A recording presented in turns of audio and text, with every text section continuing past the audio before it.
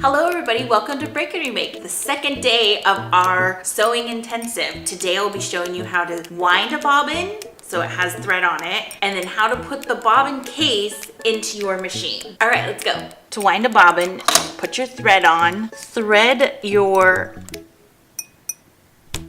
guy underneath the post in the direction that the swirlies are. This is the post where we're gonna wind our bobbin. So I put the thread up and through the bobbin case before I get started.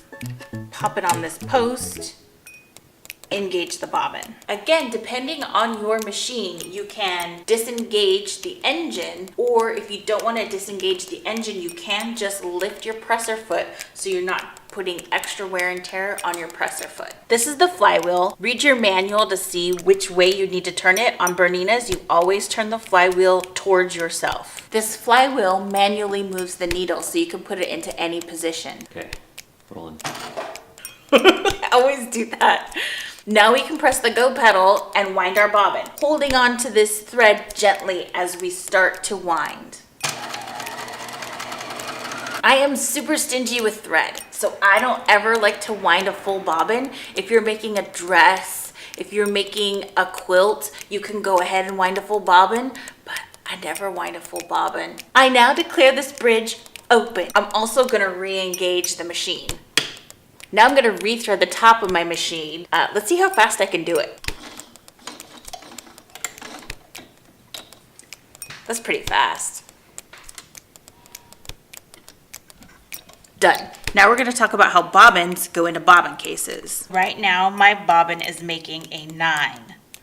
I'm gonna flip this over and I'm going to make a backwards 9. You can see my thread is making the leg of the 9. So I've made a backwards 9. I was taught to sew by an old Greek lady, and she told me, put the thread in like a backwards 9. I asked the Greek lady, upside down 6, and she said, no, backwards 9. The arm is up. This is another tension disc. Again, we want to slow down the speed of our thread. We drop the bobbin into the tension disc with the thread going backwards 9. We floss this through to this tension disc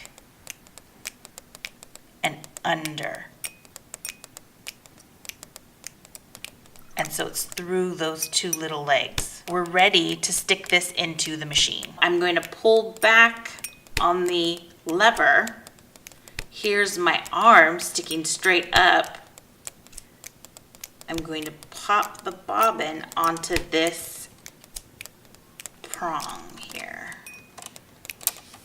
Now I'm going to give it a wiggle to make sure it's locked in. When I put the bobbin into the machine, I always lay the thread over my thumb so it doesn't get caught on anything. Now comes the tricky part. You need to hold the top thread that's through the needle Goldilocks.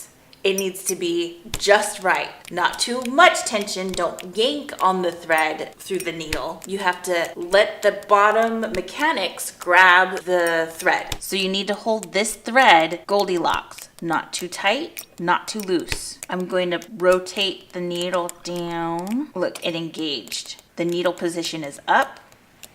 Now I can pull my thread through. All my threads are now on top of the machine. Congratulations! You've actually got the bobbin thread to the top of the machine, but we're still not ready to sew. Let me show you what needs to happen before we make that step. Both my threads are coming up through the foot. Now I slide them back through this slot and towards the back of the machine. I close this and we're pretty ready to sew. I've got some scrap fabric. Let's take a look. First, I'm gonna drop my foot so it's on the fabric, holding it tight, and let's do a nice little stitch.